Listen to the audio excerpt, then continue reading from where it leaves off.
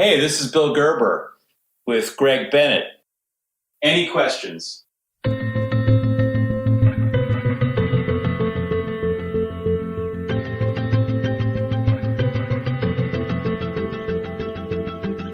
All right, today I am joined by an entertainment industry icon. He's a producer, a movie executive, and a man who has played a role in shaping just the landscape of the modern cinema and music world. He's been behind some of the biggest blockbusters of the past decade, including Gran Torino, A Very Long Engagement, Grudge Match, LA Confidential, Heat, You've Got Mail, The Perfect Storm, and A Star Is Born. With a career spanning over 30 years, he's been recognised with numerous accolades, including an Oscar nomination and Golden Globe nomination for Best Picture for A Star Is Born. He's also been instrumental in bringing us some of the most beloved franchises of all time, including the Harry Potter series. But beyond the awards and all the box office figures, what truly sets him apart is his unwavering commitment to the craft of filmmaking and all things entertainment. He's on the Any Question app where you can ask him your questions and listen to over 100 of his answers and just extraordinary content in there already. It's an honour and just a really great privilege to have him join me today. So welcome and thanks for joining me on The Greg Bennett Show. Bill Gerber, how are you, mate? Happy to be here, mate. What an honour. It really is. This is a special episode. I was thinking about it. When did we first meet? Was it back in like 2002? You hosted a dinner. Yes. I think I rocked up. With Chris Carmichael's crew. I was being coached by Lance Watson. And Me too. You were too? Okay, so you were coached by Lance as well. Yeah, somehow it worked out better for you. Were you doing triathlon or were you really just focused on the cycling? I know you were... No, I was doing triathlon. I was with him for a couple of halves. Yeah. Well, Paul Newby Frazier got me through my one and only Ironman. Nice. And then I trained with Lance after that. I knew you'd done a couple of triathlons, but I knew cycling was probably more of your passion. Is that right? The longer? Yeah, the longer rides and stuff, yeah. Yeah. I know, but swimming was actually where Oh, is that right? Well, I can't say I did anything great in swimming. I just did it better than the other two disciplines. Yeah, I love that. You know what I'm saying? Yeah, and then I think we met again about 10 years later when Jim Garfield, a friend of ours, connected us. Well, I had the pleasure of hosting you and your wife in 09, I think. Was it 09, was it? I thought it was 2012. Yeah. It was 09, that's right. Which is nothing. I mean, having a couple of world-class triathletes in the house was my idea of a good time, I have to say. Mate, our idea of a good time was staying in Beverly Hills at a movie producer's guest house. Yeah. And experiencing By the way, I could live in that guest house, no problem. Wasn't it awesome? I love that guest house. You had your drum set in there. That was everything. Amazing setup. Because when you go back to your original kind of passions, music was your first sort of all in, wasn't it? Big time. It still is. I mean, it's still, I think we all have that one thing that just makes time stand still and gets you present. Some people it's reading a book, some people it's hiking, some people it's whatever. But for me, it's, a great Beatles song, and that's just, I'm happy. Yeah. And did you ever think of yourself as somebody that wanted to be in a band? I mean, you're in bands playing music. What do you mean, did I ever? No, I'm still waiting to get in a band. The reason I went into business is the bands I was in were so bad, I realized they had no future and I better get a job. That's the only reason I ended up where I did. I mean, I'd probably be playing a Holiday Inn, Friday night for $300 otherwise, which by the way is fine. No, I look at those guys. Yeah. I look at those musicians here and there at a bar mitzvah and I'm thinking, they're happy. That's what they like to do. Yeah, good on them. I love it. Well, let's do this. Let's rewind the clock. Tell us a bit more about your story and really just when you first sort of found your passion for music and the entertainment industry as a whole. Well, it's interesting. I actually remember very well. So first of all, I was in probably second grade. My parents had split up and my mom took us to New York to live where she was happier. My dad stayed in California. But one day she walked in the apartment with 45 I saw her standing there and plopped it on the record player. And nothing's been the same ever since. She played it. We played it again. We played it again. I remember just jumping up and down like a pogo stick in pure bliss and never looked back.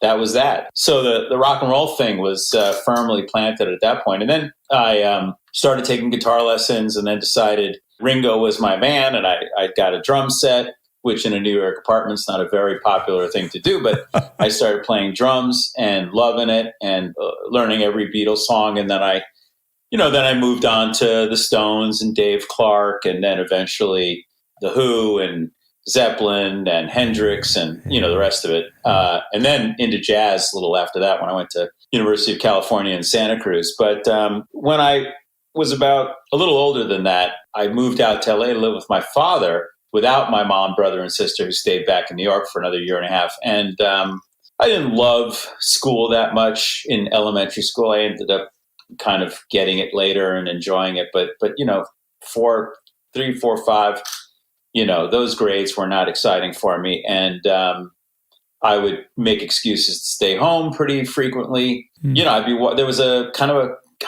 classic movie channel. It wasn't totally dedicated to movies, but during the afternoon, there was this famous host, and I have to look him up because he was really quite the film scholar.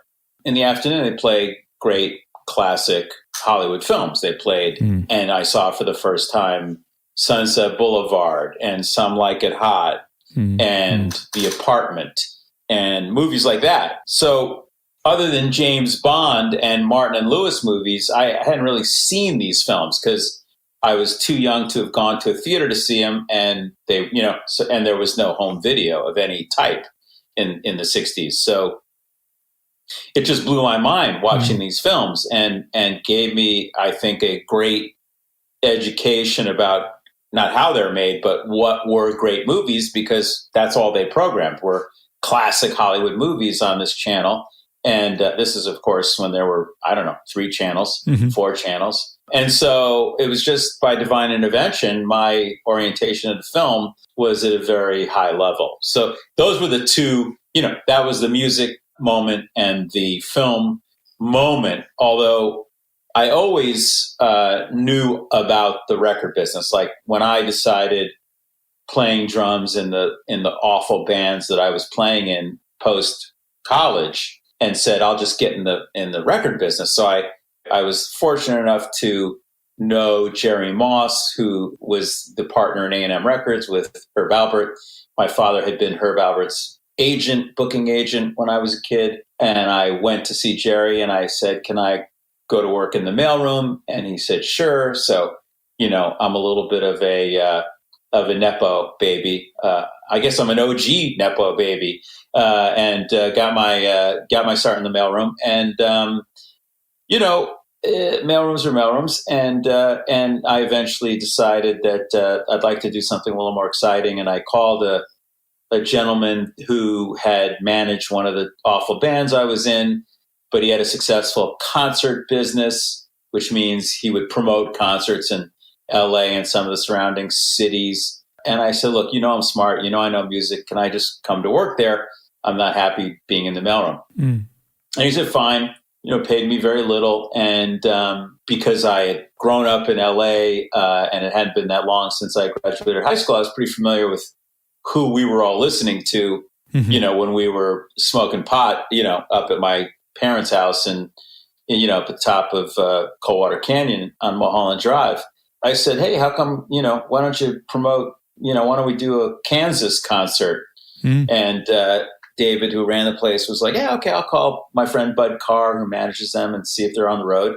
Called them. Yes. We booked them into the Santa Monica Civic Auditorium, which was a fantastic venue where a lot of bands first played LA, like even Springsteen and Led Zeppelin, people like that. Unfortunately, for some reason, Santa Monica doesn't want concerts there anymore, but it's a perfect 3,000 seat venue. And so we put Kansas tickets on sale and sold out in about 5 minutes. And then we put another Kansas show on sale and sold out. So they kind of started thinking, oh, maybe this guy knows something. So, I said, let's do the Bee Gees, let's do Stanley Clarke, let's do Ambrosia, stuff that, was kind of happening with my crowd, and they were selling out and we were making money. So that was, a moment where I had some momentum for my career.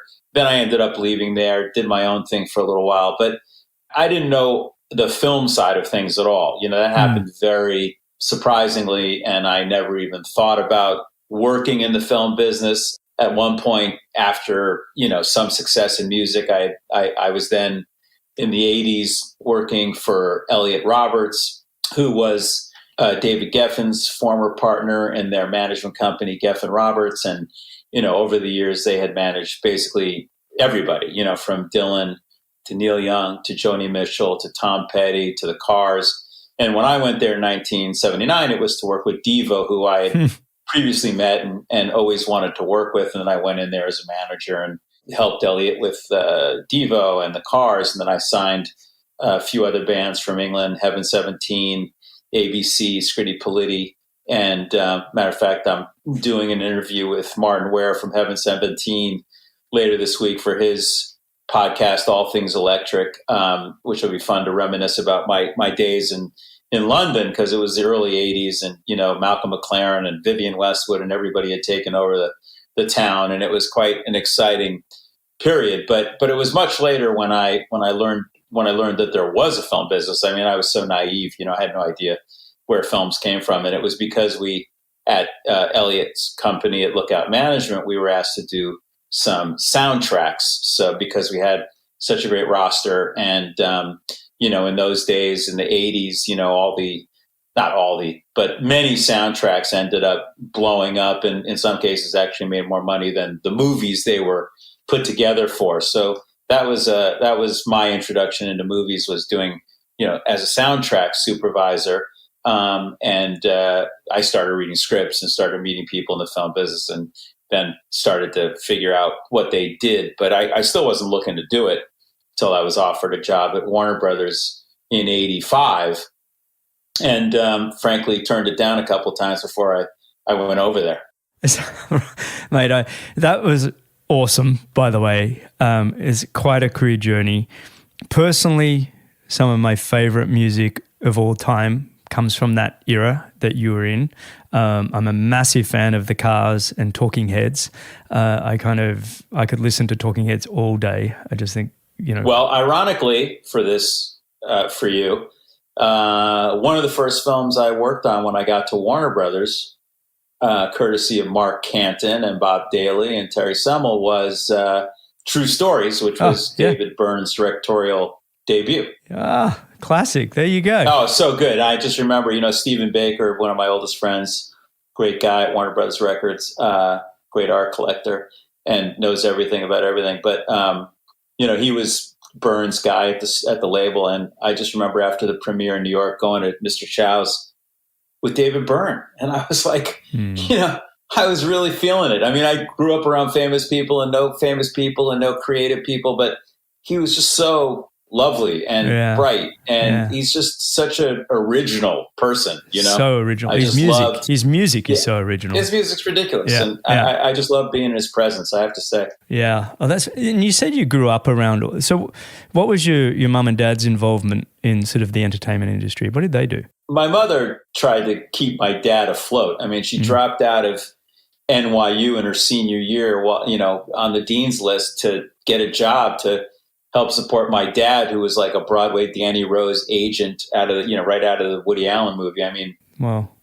He and my godfather Norman had this little cockamamie agency, and they represented, I'm sure their biggest act was like an exotic dancer or a magician or something. I mean, it was pretty pathetic, but they were eking it out, and my mom was just trying to help pay the bills. And in those days, the clubs in New York worked with a specific agent. They would have an exclusive relationship with an agent, and the agent was who you had to call to put your act into the club, Right. So they had a few clubs, and MCA decided, which was Lou Wasserman's company and the biggest booking agency in the world, they decided they wanted those clubs, so they basically just hired my father and my godfather.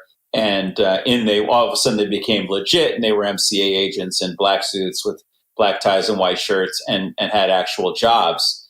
That was my dad. That was his first kind of legit gig. He had also started out as a musician. It kept him out of the war because he went into special services and entertain the troops instead of D-Day, which was nice because I wouldn't be here otherwise. And my mom, was just a big music lover, literally worshipped Frank Sinatra. I mean, when my father took her to meet Frank finally, because he worked with the Rat Pack in Vegas, which is where we moved, which is actually where I was born and where MCA had moved my father to work. She couldn't even she couldn't get the words out of her mouth to even say hello. She was just so, just frozen with love for Sinatra, which I understand. Anyway, so my dad went from MCA. There was a thing in '63 where MCA was broken up by Attorney General Robert Kennedy, and a lot of the agents went to a place called General Artists Corporation, owned by a very famous businessman named Herb Siegel. And there, he and my godfather started signing some pretty big people. And my godfather actually was the guy responsible for signing the Beatles to GAC for touring. Wow. He went to England. He literally told his boss some bullshit story about why he had to go. And then he went up to Liverpool and met Epstein and signed the Beatles. As a matter of fact, I'm working on a documentary about the days back in the 60s when homosexuality was illegal, and some of these incredible music entrepreneurs like Brian Epstein and Robert Stigwood and Kit Lambert, though they would have gone to jail had anybody, had they been arrested for the fun they were having. Our documentary talks about the LGBTQ contribution to rock and roll, which is a story that's never been told. But there's a scene where where you're seeing Epstein at the Plaza Hotel the first time the Beatles, about to do the Ed Sullivan Show, and he gets into a car and he's literally with my godfather in the car, going to some meeting, and my godfather's saying, you're gonna have any fun when you're in New York and blah blah blah. So it's just cool to see that, and it's cool that my dad and my godfather were involved with the Beatles because they're still my number one faves. You've mentioned the Beatles several times already, and we're 15 minutes in, and it's like for you to be able to have this opportunity to put this documentary together must be amazing, right? I mean, just be able to have that. It's amazing. I'd like to do one on my father eventually because not only did he have this amazing career in the entertainment business of then, when my parents split again, which they did often. But at one point, the time that we'd gone from Vegas to New York and then to LA, all for my dad's job. My mom had it with my dad and LA and driving, and took the three of us and moved back to New York. So at that point, my father needed a roommate and ended up getting a house with a guy named Danny Simon. And so you have these two, newly separated guys. One's a talent agent, one's a comedy writer. They move in together, and as they say, hijinks ensued. And they were, fighting over this and that. And Danny would be up at 2 a.m. waiting for my dad to get home, worried sick about him, and one thing led to another. So Danny's brother, hearing all these stories, thought, "Oh, this is a great idea for a play." And his name was Neil Simon, and he had written a couple successful things at that point, like Barefoot in the Park and other things, and decided to write this story based on the relationship that his brother Danny had with my father Roy, and he called it The Odd Couple. No way. No way. So that's my dad. So, he wasn't a sports writer and he wasn't a slob like Oscar, but all this stuff about the pot roast and the thing and the Pigeon Sisters and all that stuff was based on their experiences. Wow. So my dad had a great career. He was with the Rat Pack. He was with the Beatles. Later in his life, he became a manager, again with my godfather, and they had a company called Artist Entertainment Complex with a guy named Martin Bregman, who was a very brilliant producer, and the company did Dog Day Afternoon and Serpico and managed Bette Midler and Barry Manilow and this one and that one. And they had a good run. They had a good run. Did you ever think you'd sort of just end up working with your dad, or was that ever an option? Or is it always you going out on your own? Yeah, I always did my own. I mean, the truth is, the one thing he'd never really wanted me to be was an agent. So that's the one thing I've never been in the entertainment business. Like, you don't want to be an agent, Billy. Is that right? So I did a lot. I did everything else, but we never really talked about working together. There was one thing when I was a concert promoter, like right when I was still a kid, and that was my first real job. And we were going to make a deal for one of the people he was managing during this brief period when he was at Motown with his good friend Shelley Berger. They were running the management division of Motown Records over there, and Shelley, to this day, still manages the Temptations, and was Diana Ross's manager for a long time. Anyway, these are guys that you can't. Their experiences are just extraordinary. I mean, I know all these guys are making a lot of money at Uber and Snap and everything else, but it just doesn't feel quite as interesting as guys who created the entertainment industry. No, mate, well, look, I think everybody's got interesting stories. I think it depends on where you're coming from, and I don't know that money determines whether you're interesting or not. That's for sure. I kind of, one of the things I've truly enjoyed about our friendship over the years are, I often just feel like sitting back and listening to your stories. So when you transitioned over to Warner Brothers, what was that kind of like, moving from music, which was your real passion, and concerts and everything else, and then going over to film? And you kind of said earlier that you kind of said no quite a few times, but you obviously decided to jump in, and then you were there for a long time with Warner Brothers. And then you went out on your own. But that transition, what was that like? It wasn't great, to tell you the truth. I went over there, all of a sudden I'm wearing suits and ties and in meetings with a big group of people. I mean, I was used to just sitting in the office with Elliot Roberts and Tony Dimitriadis, and if there was something we all needed to discuss, we'd get together and go, what about blah, blah, blah, or can you call this promoter and tell him to stop screwing up and whatever. It was like simple, just, 2-3 people talking about something. All of a sudden I'm at a meeting, and I had prepared. I took it very seriously, the job. I read basically every script they had in development going in. I took film classes before I went in. I read every film book I could get my hands on. And so I showed up prepared to be what I thought, would be prepared to be a studio executive. And I was all of a sudden in a meeting with people who hadn't really been outside of the bubble. They like went to Harvard and worked on the, literary publications or worked for publishers, and they were pretty fancy people and all very, very bright. But I mean, they hadn't really, they hadn't walked around, Atlanta after a gig with $10,000 in cash, trying not to get mugged, before you get to the hotel. And, when you're in rock and roll, at least, my experience, you're traveling the world, you're meeting people, you're opening doors, you're making deals, you're solving problems, you kind of get screwed here, all of a sudden your band can't go to the gig because the mafia is outside, and they don't want to, make a deal to give you the van. So the promoter's arguing with them, and you're just hoping nobody gets shot. You've done things and you've seen the world from a kind of a cool perspective, Yeah. And now I'm with these pampered movie executives talking about the virtues of this script or that script. And I was kind of like, wow, this is boring, Yeah.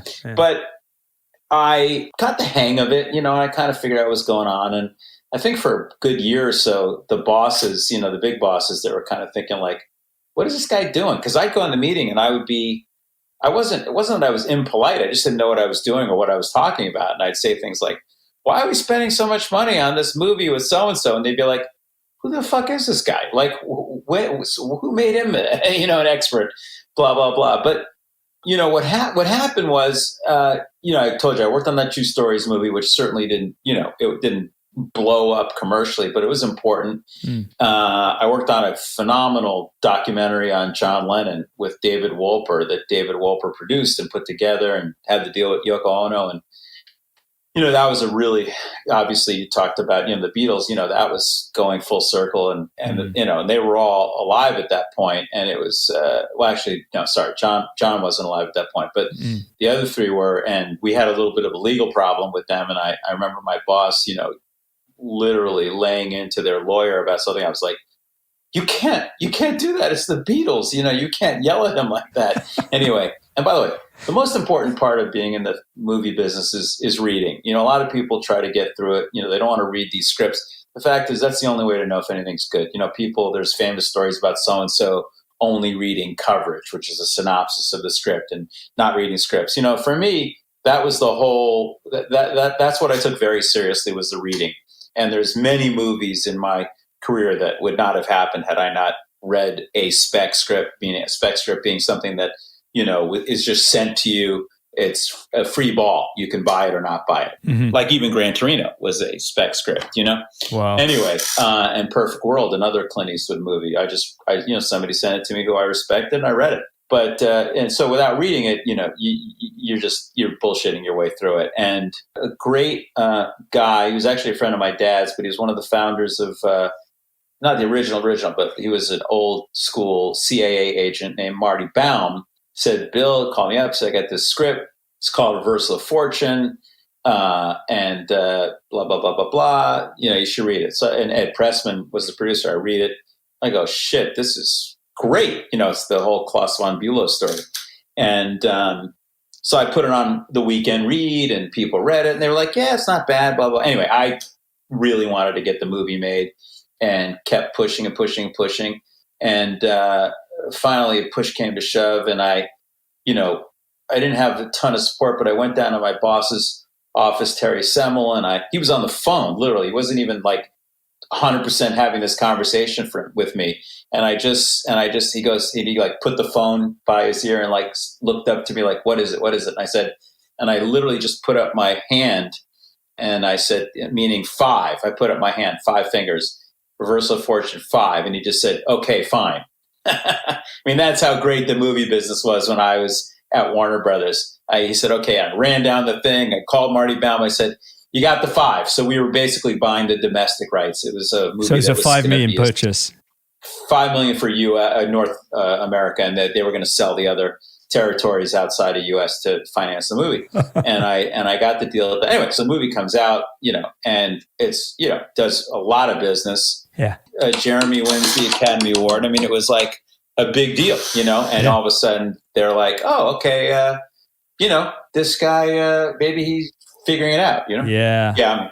Isn't that awesome? You can actually point to one actual moment in time where yes. you kept pushing, and then there was boom, it happened.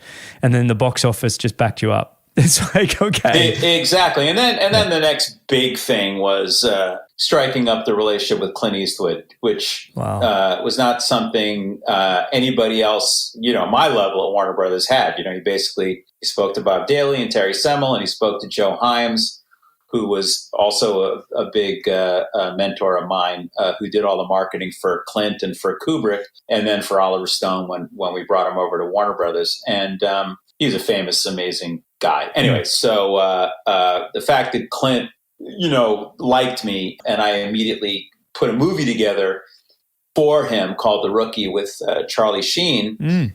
Then I was really off and running, because then, I'm in a whole different world at Warner Brothers. I'm on the jet with Terry Semmel and Clint Eastwood, and I'm going to, Scotland for the Edinburgh Arts Festival. And, I'm a whole different league at that point. What was that moment, with Clint Eastwood when you first met each other? Well, there's a story about when I first met him when I was a teenager, but that's not the story. I mean, it's a story he and I laugh about. But what happened was Joe Hyams wanted Clint to meet me, especially because they came out of music. He's a frustrated piano player. I'm a frustrated drummer.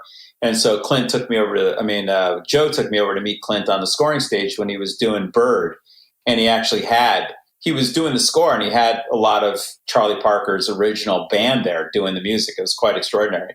And we started rapping. And then the next thing I know, I'm going to the then U.S. Film Festival, which was renamed a couple of years later, the Sundance Film Festival. And so Joe Hyams, Barry Reardon, a couple of guys, and I went up to the festival in Park City and just started bonding, skiing. I mean, Clint and I were probably the most avid skiers in the bunch. So we just, paired up, and we were off and running, having a great time and playing golf and skiing. And I was bringing him scripts. And so after The Rookie, we did, I got to work on Unforgiven with him. And then I found Perfect World, and I found Space Cowboys, and we did Bridges of Madison County together, and, just on and on and on. But, he's a guy who, if you're lucky enough to become friendly with, you just, you hang in there, because there's a lot of lessons to be learned from someone like that. Oh, yeah. And he's just an extraordinary guy, very humble and hardworking. And, that's where I learned how to run a set. It was from Clint Eastwood. The story, the first thing that really blew my, there were a lot of things that that he said that really informed the way I look at movies, but his no nonsense approach to it is pretty extraordinary. I remember on The Rookie, which is the first film I was an executive on with him, we were flying somewhere, and I was like, when are you thinking of starting the movie? And he said, April something, blah, blah, blah. And I said, oh, and so would you start rehearsals, March something? He goes, rehearsals? I go, yeah, aren't you going to rehearse for a couple of weeks before you start? He goes, no, that's what the first take is for. And I thought, okay. Now I get it. And, this guy, he is so frugal and smart about making movies, and he's just a genius. But, so I go to the set, I'm with Joe Hyams. I think it was Bridges of Madison County, I think. Nah, must have been earlier than that. But anyway, so we're on the set, and we're in Clint's bus, which I think is the same bus he's had since Rawhide or something. The bus is older than me. Anyway, so we get on the bus, and, and somebody, one of the ADs comes, knocks on the door, Clint, we're going to break for lunch. Cool. All right. Da-da-da. So I think somebody's going to come and take our order, I'll have crab cakes, whatever, right? And Clint goes, come on, let's go get something to eat. So we get up, we walk out, and there's 20 people waiting at the buffet to get their lunch. And I'm following Clint thinking, oh, he's just going to go sit down and they're going to bring us some food. And, he takes a tray. He's now number 21 in line. And I'm like, and of course I don't say shit. I just grab my tray and jump in behind him. But I thought, oh, he's the real guy. And He wants no special treatment. He values everybody that's there. He runs his set very calmly. There's no bullshitting. He's just extraordinary. And then he goes and makes brilliant movies on top of it. Yeah. So, so I just got all these, epiphanies, being around him over the years, and really learned the right way to do things. You know what I love about that is I'm always fascinated by these interesting, remarkable people doing ordinary things. And for me, that's almost, how does Clint Eastwood go buy his newspaper at the local stand or whatever? How does he do some of those and you've just illustrated that, because it was something I was really curious about. How does somebody like Clint Eastwood just do the average thing that the rest of us all do?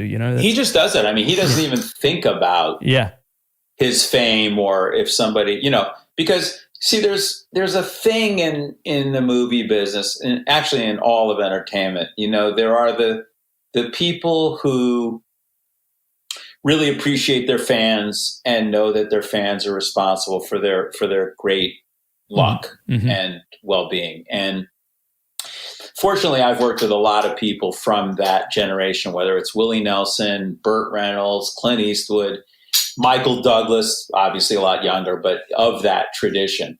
When somebody comes over and asks for an autograph, they're happy to do it. Want to take a picture? Great.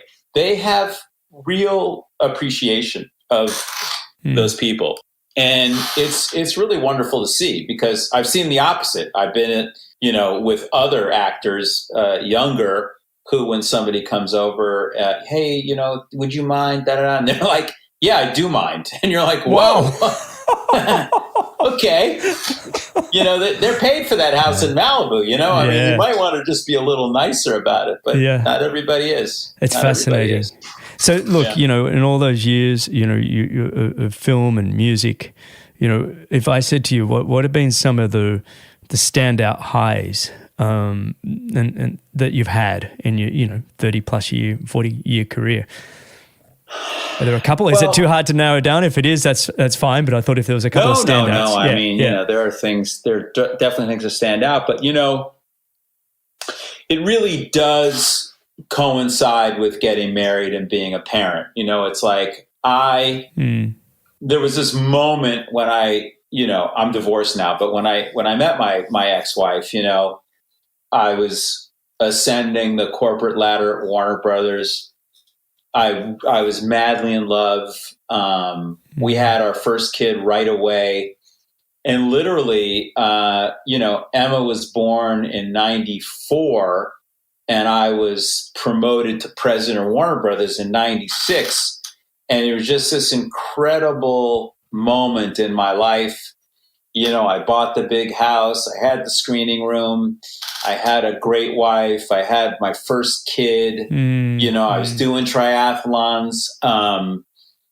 Things were really, really good. Not that they're not good now, but it was my first experience of really kind of having it together, having a family and a career and the movie business was in a great place in those days, and you could advocate for things just based on your passion and get good stuff done, like we did with Reversal of Fortune, and then later on with like movies you mentioned, like Heat and LA Confidential. Those were examples of going to the mat for something. They weren't obvious movies for Warner's to make at that point. Some were. I mean, some of them, Twister, things like that were pretty commercial, and it wasn't really hard to get that movie made, written by Michael Crichton and everything. But so that was a great period. Certainly going from a guy who knew nothing about the movie business to the president of the studio in 10 years was really, it was exciting. But,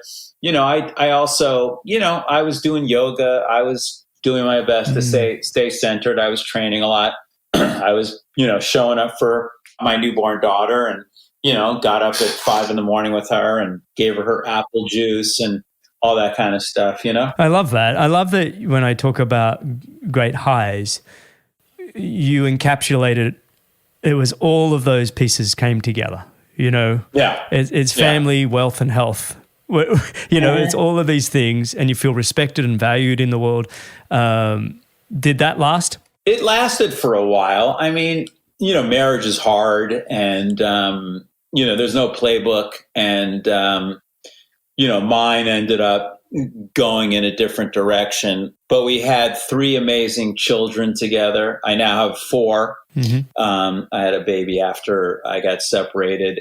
It's funny, I got divorced. I was, 61 or something. And, when I separated, and it's a weird thing. And I've talked to friends of mine about this. It's like you kind of become that person you were. Well, at least my friends and I have discussed this. We kind of became the person we were before we got married in some ways. And it's kind of like being a teenager again, because you're open to all these possibilities, but you've got some money, you know what I mean? So it's like, he's trouble. You're that kid, you're that person you kind of fantasized about being before you became, the breadwinner of the family or whatever. And dad, all of a sudden you're like, your kids are grown. You're like, maybe I should go to Hawaii and go surfing or whatever. You just all of a sudden there's all this stuff like you never really thought about doing that you start doing. But, for a long time I had been working on A Star Is Born. And so A Star Is Born literally came out, a month after I was separated. So I wasn't really able to experience the real highs of A Star Is Born because I was sad. Yeah, there's a lot about stuff going on. I was, being separated was rough, and my kids, were put through a lot of mishigas because of it. But it's, a hit's a hit, as Ahmet Ertegun said, and a hit fixes a lot of things. And so the timing of that was pretty good, emotionally and financially and, career wise. So, that was, when you said, are there others? I mean, Star Is Born, because it was so, music oriented, was really a triumph for me personally, because in making it, I got to do everything I know how to do. How good was the music? Stuff, music stuff, everything, The music was unbelievable. With Lady Gaga and Bradley Cooper and it grossed something like 450 million or something at the box office. Yeah, well, I said to Bradley when we first started, I said, look, the music part of this film is a film unto itself. It's you know what I mean? So it's a production unto itself. And so we approached it from that point of view. So we had an amazing music team, from the Interscope people to the Warner people, Darren Higman. I mean, it was an incredible team of people because it was a lot, because Gaga's got her whole thing and Bradley had a thing and Lucas Nelson had a thing, I mean, there was a lot of moving pieces, but and you're coordinating a lot of that, right? I mean, your role is in somewhat coordinating all those moving pieces. There's not anything about it I'm not coordinating. I mean, it's every little detail is going through my brain. Yeah. Luckily, there were really, really competent people doing their jobs as well. But you have a surprise. I mean, look, we all knew Gaga was super talented, but he brought something. Out of her that was a whole other level, and she brought some great music. Obviously, "Shallow" among them. "Shallow" is an extraordinary to the movie, which she wrote after reading the script and no way, I didn't know that. Wow. Yeah. With Mark Ronson and others, and but the music side of it. I mean, just like for example. For years, I've been going to Coachella, and when they added the second weekend, which I don't remember what year it was, but we were still developing A Star Is Born. I thought, wow, wouldn't it be great if we could use the sound, the facilities at Coachella for the 5 days in between the weekends of the shows. Like I thought, wow, there's all that scaffolding and video and rear screen, like, and it's just it turned out as we were, Gaga was going to do the Super Bowl and the dates started lining up, and I called, my buddy from junior high, Gary Gersh, is one of the top people at AEG. I was like, hey, do you think we could make a deal? Anyway, we started negotiating, and they were all in. They couldn't have been more helpful. And lo and behold, Beyonce, who was going to headline and ironically was once going to star in A Star Is Born, was pregnant, had to bail on Coachella, and they wanted Gaga. So it was all, It was kind of meta at the end of the day, because we ended up shooting there and Gaga was the headliner and it all worked out. Oh, wow. It's amazing how it all comes together. I got to tell you. Or doesn't. Yeah, that's true.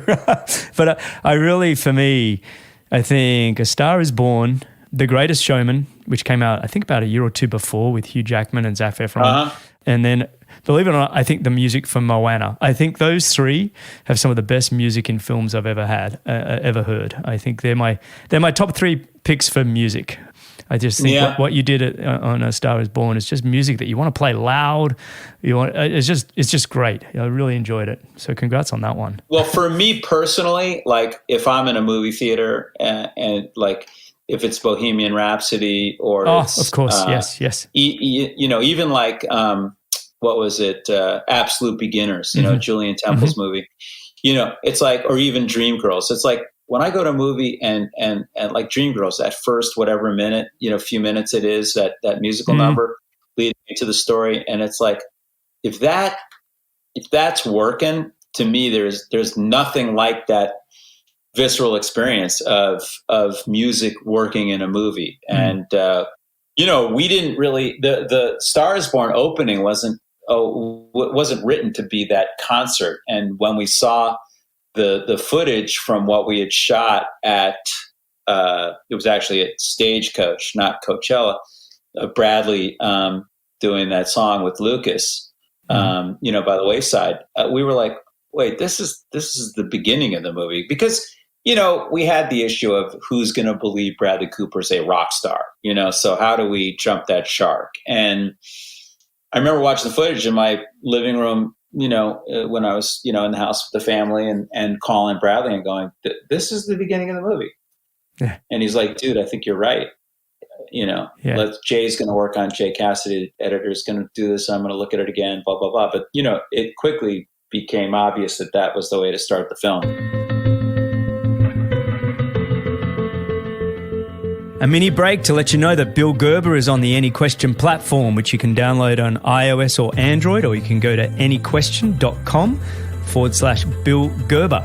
And there are about 1,000 experts across a multitude of channels, everything from sports and entertainment to pets and healthcare and everything else in between. So go check it out. Some of the world's leading experts in their fields are on there, and it's all free. So go check out anyquestion.com/Bill Gerber. I would think it's hard for someone like Bradley Cooper to go from the comedic roles he had to being, the alcoholic music star, in A Star Is Born. It's not easy. I think you get pigeonholed into being a certain type of person, but I thought he did such a great job of, he crushed it. You forgot that very quickly, didn't you? He's been nominated 4 times before for an Academy Award. I mean, he's right on the cusp of I think he's got several Academy Awards in his future. Yeah. Acting and producing and directing. He's got this Leonard Bernstein movie coming out, I think this year, that he starred and directed in and co-wrote. So you enjoy working with him? Is he one of the ones you enjoy working with? I mean, you work with very everybody. much, because with him it's a marathon too. He makes you work harder than you think you could work. I mean, he's a great coach in that way. Yeah. And we had a lot of fun. And, all the whole production team, worked with him hand in hand. And, but it's literally, when you're sleeping, he's doing push-ups in the parking lot. It's like you gotta bring your A game. You've talked about your divorce. Any other sort of lows where you've had to really... There's been big lessons for you from them? In music, I would say when I went to start my own company, I mean, I left Elliot on very good terms, very amicable, but, the band that I was most responsible for there, DEVO, a lot of, traditionally when managers break up, the groups that you're working with closely usually go with you to the new place. And so when DEVO didn't go with me to my new place, that was it hurt my feelings quite a bit. I'm still very friendly with the guys, but I was disappointed because I had put a tremendous amount of my life into that band succeeding. And they did, and then, I ultimately, after being at Warner Brothers for 12 years, I was fired. I mean, they don't like me to say that, but that is what happened. And, there was a political situation and I lost, I didn't run as good a race. And, in Hollywood, there's no place better than Hollywood to find out who your real friends are, I bet. Yeah. And when you get fired. And so I had that experience. Luckily, I had the family I did, not just my own, but growing up, I knew how it worked. You know what I mean? I knew a lot of your friends were friends with the job, not with you. So my expectations were pretty managed when it came to getting fired from being president of a studio. And what I found was it was surprising who actually did reach out to me, whether it was Clint Eastwood or Michael Crichton or Bob Pittman or David O. Russell or Alfonso Cuarón. The people who I felt like some of the people I felt like I had really gone to the mat for. And there were people who I literally gave them the first gigs that I didn't hear from, which was kind of remarkable to me. But again, I had managed my expectations, and I knew there were going to be people who just were happy for me to have helped them with their careers, but didn't feel any obligation to help me with mine when I was on my own. And so, that's rough when you're seeing on the front page of the Wall Street Journal that you're out. But I'm sure you and I don't know a lot of people who haven't benefited from adversity in their life. It's true. It doesn't kill you, it makes you stronger. And, I went off and did Gran Torino. And like you said, very, very long engagement and the rest of these things, Star is Born. So, and I also at that point was offered by Bob Pittman, an old friend and tremendous individual, to be the entertainment consultant for AOL at that point, which was the biggest game in town in late 90s. And so I did quite well with the AOL thing, and I learned a little bit about the tech business at that point. It's kind of novel that I was at AOL and I was at Warner's. And so when that merger went down, I had nothing to do with the merger, but it was an interesting position to be in, to be kind of an insider at both places. Some of these times when you feel like you get kicked to the curb, it takes time, but it's amazing the power of the learning from those experiences, and it truly is what doesn't kill you can make you stronger. I'm curious of some of your opinions, and one is the future of film. And what I mean by that, it seems to me all the streaming services, whether it be Netflix, Hulu, whatever, all seem to be making their own films now. Has that changed the way you operate, and is it a good thing? Well, if the movies are good, it's a good thing, So it doesn't. I mean, look, I as a producer, independent. I mean, I have a first look deal with Warner Brothers, so anything I'm excited about, I go to Warner Brothers first. But that doesn't mean they're gonna do it, Yeah. But in a way, it is good because it means there are more buyers in the marketplace. So if I have a movie and I want Warner Brothers to do it, and they say it's not for us, I can go to this, the traditional studios, whether it's Universal or whomever, but I can also go to Hulu, and I can go to Apple, and I can go to Amazon, and I've got more bites at the apple to get a film made. So from that point of view, yeah, you can get more good content. On you. Yeah, that makes sense. All right, next one. Top 3 greatest movies of all time. I would say Sunset Boulevard, Godfather, either one. Hard Day's Night. Nice. Everybody listen to those from the man who knows. 3 greatest bands of all time. The Beatles bands. Yeah. You said. Well, you can pick, if you really want to pick one entertainer, you can. It's so tough. I mean, I'd have to say the Beatles, Stevie Wonder, and Zeppelin. Nice. You ever get into U2 or any of that music in the 80s? Oh, yeah, but that's for you young folks. Please. I actually tried to sign U2 in 1980. I was in New York. I heard the 12-inch of I Will Follow at Bleecker Bob's with Carol Childs, and we both went, what? Yeah. And I ran back to L.A. and said to Elliot, you got to call Chris Blackwell. We got to sign this band. And obviously they already had management and all that kind of stuff. But, I ended up having a relationship with them and worked on a film with them later on. But that's awesome. Yeah, I like U2. Awesome. All right, here we go. Greatest male and greatest female actor of all time. Can you pick one? That's a big one, I know. Marlon Brando, and it's hard because there's Bette Davis and then there's Meryl Streep, I'm going to say Meryl Streep. That's a hard one for you, mate. You know all of them so intimately, and it's. I'm sure I could probably ask you that question tomorrow, and it might change again. But it's tough not to say Cary Grant because we all grow up, us older guys wanting to be like James Bond and Cary Grant. But I love it. No, it's true. I think it's pound for pound, Marlon's the man. All right, looking at the future, who would you love to work with but haven't yet?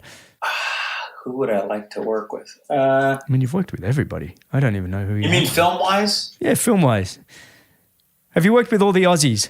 Chris Hemsworth, I have. Hugh Jackman. Russell Crowe, and I worked with a lot of the Aussies. We did LA Confidential. That's true. That's true. With Russell Crowe, yep. I think Cate Blanchett is somebody I'd really like to work with. That's awesome. Yeah. Yeah, she's beyond. All right. And last one in opinions, what film would you love to produce but you haven't? Is there something out there that you're like? Honestly, I'd like to do a film about Donald Trump. I think it's one of the great gangsters, scandal stories of all time. I love it. All right, so that's going to be coming out soon. All right, mate. And these are just a couple of personal questions I want to finish with. When you look back in your career now, what would you tell your 18-year-old self if you look back? Never sell any real estate. That is not what I was expecting, but I kind of agree with it. You've had a couple of rough real estate investments, or what? No, good ones. I should never have sold them. I know, but that's what I mean. Goes Yeah, up. you shouldn't have sold them. Yeah. I think we could all agree with that. Yeah. All right. 3 people that you'd want to have dinner with, non-family, living or dead. Queen Elizabeth II, for sure. She's on mine. She's one of mine. I love it. Yeah, she's always been my number one. I was going to say James Bond, but I actually did have lunch with Sean Connery and Clint Eastwood once, which was super cool. Oh, now that is a cool lunch right there. Come on. I couldn't believe it. I'm literally pinching myself that I'm with Dirty Harry and James Bond at the Warner Brothers commissary. My favorite James Bond, Sean Connery, and Clint Eastwood has to be up there as one of my all-time favorite actors. I mean, seriously, that's I never met John Lennon. I met the other Beatles, and I was actually friendly with George Harrison. One of my daughters is named after him, but John Lennon would definitely be there. Very British so far. Yeah. And let me think, who else would I love to have dinner with? That's a great dinner. I was going to say Cary Grant, but yeah, that would. Mate, I'm happy to be your waiter at that dinner. Yeah. I love it. Yeah. All right. Next one, I just want to finish with some, rapid fires. You ready? One book you'd recommend? Capture in the Rye. Capture in the Rye. Like it.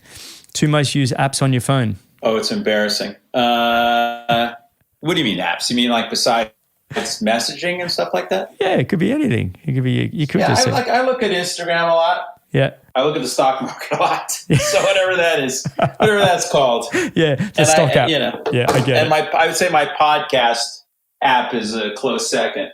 Yeah. Oh, who do you listen to? Who do you like to listen to? Love Pivot with Kara Swisher and Scott Galloway. Mm-hmm. There's another music. I just started listening to Acquired, which is quite good. Mm-hmm. And then there's this other thing. Hang on, I'm looking it up. It's a music. Gary Kemp, I think, is the guy's name. It's the RPB podcast, Rock's Back Pages. It's awesome.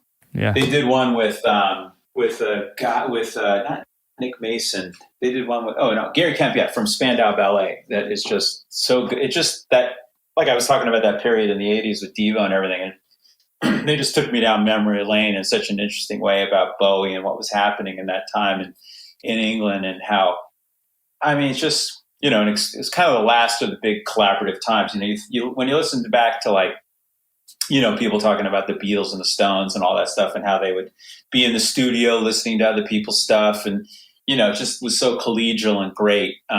Yeah. It's exciting to hear about those stories, And I think you should be a podcast host. I think we talked about this a while back, or a couple of last week. Well, I'm available, Coach, Well, mate, I'm always open for a co-host when you can... Rob Lowe said the same thing to me the other day. He's like, we got to do a podcast. I'm like, well, let's do this. Fine, let's do a podcast. I'm here. All I do is freaking talk all day. It's like David Geffen said, by the way, you didn't ask me what movie anybody should watch, but not some of my favorite movies, but if you want to be in the entertainment business, the thing you got to watch is Inventing David Geffen on Netflix. That is one of the great showbiz documentaries ever. That and The Last Mogul about Lou Wasserman.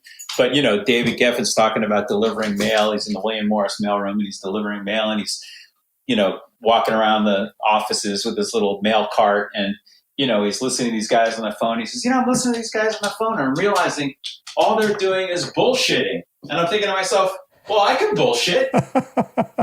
That's life, though. I think you get to a point in life where you're like, everybody's just bullshitting. I can do that. This whole thing about imposter syndrome. It's like, so what else is new? Of course we've all dealt with that. We all deal with that imposter syndrome. Get over it. You go to the doctor and you think like, oh, they know something. And you're like, no, they just cut out the bad thing and hope that you heal. It's like, no one knows much. The fact that doctors, what is it, is like malpractice is like the third biggest killer or something in the US. Like even doctors are bullshitting. They don't know what they're doing half the time. Yeah, they're doing their best, but no one knows why cancer grows, No. Hey, well, listen, mate, I think with the podcast thing, what we should do is you can come on and co-host. I'll just be a backseat moderator, and you can coordinate it on my show to start, and then you can build out. What do you think? Okay, so let me get this straight. I do all the work. No. It's your podcast and you get the money. Is that what you're suggesting? Mate, you should be in the entertainment business. You should be a studio. And then when I've had enough of you, I'll just fire you. We do all the work and the studio keeps all the money. I thought we could have some fun together, but now you're pitching it that way. We'll give it. Yeah, you can have my first season. Then I'm going off on my own. Here's another question for you then. Who would you want to play a movie of your life? Well, he doesn't look like me, but my favorite of the kind of people my age is Christian Bale. Oh, so good. Yeah, I like that one. Very cool. Although I hear Bradley does a pretty good impression of me. Is that right? But he's too handsome. I mean, no one's that handsome. I don't know, mate. You're all right. You're not too bad on the eye. You'll be all right. But I don't look like, I'm not 6 feet tall with those blue eyes. You know, that guy. Yeah. Literally, you get mad at him, and then he looks at you, and you're like, oh, okay, never mind. You know who I like is Cillian Murphy off Peaky Blinders. Very good. I think he's excellent. He's a bit similar to those guys. Yeah. All right, last question for you. Which decade of music is the best? Oh, yeah, I mean, that's such a softball. 60s. I knew you were going to say that. I love it. And I grew up with the Beatles on high blast most of the 80s even. I loved every piece of music that came out of them. But, mate, this has been awesome. What's next for you? What are you working on? God, it's interesting you were asking about the different, streamers. The majority of what I'm working on right now are limited series for streamers, so because I think dramatically kind of material, kind of stories I'm interested in are now turning into 5, 6, 7, 8 hour series, so I'm sure if we were doing LA Confidential today, it would be a miniseries. It wouldn't be, right. A film. Yeah. So a lot of the stories we're telling, whether it's Lou Pearlman, who was the con man behind Backstreet Boys and NSYNC, which we're doing with Hulu, or the famous Hollywood Madam, Heidi Fleiss, which is it's almost like LA Confidential, that story. It's such an interesting story about, the dark side of Hollywood. We're doing that for HBO Max. And we're doing several documentaries, which is really fun for me. I mean, funny enough, I started with the John Lennon one at Warner Brothers, and now we're doing Elizabeth Taylor with HBO. We're doing one on on Epstein and Stigwood, that story that I was talking about before. Wow. With Live Nation. We're working on one about Leon Russell and Chris Christopherson. The documentary business has me firmly back in the music business, which I love. That's great. But yeah, that's some of what we're doing now. That's pretty cool. It's come full circle, and you've got the tools at your disposal to make it happen. Have some fun with it, and all your knowledge has come together. But what I can remember. But Bill, you're a great storyteller. This has been. No, it really has. I enjoy, our dinner we had at San Francisco a couple of months back. That was great with Ed. Ed's quite the guy. He's another guy sandbag you to death. Oh yeah, I work out a little bit. Yeah, no. You look him up. You're like, what? You won Ironman. What do you mean you work out a little bit? The guy's a freak. He's a freak. Absolute freak. His fitness is just. I said to him, you could have easily been a professional athlete rather than being the head of growth and at Uber and Facebook and big, the number one investor in all these things.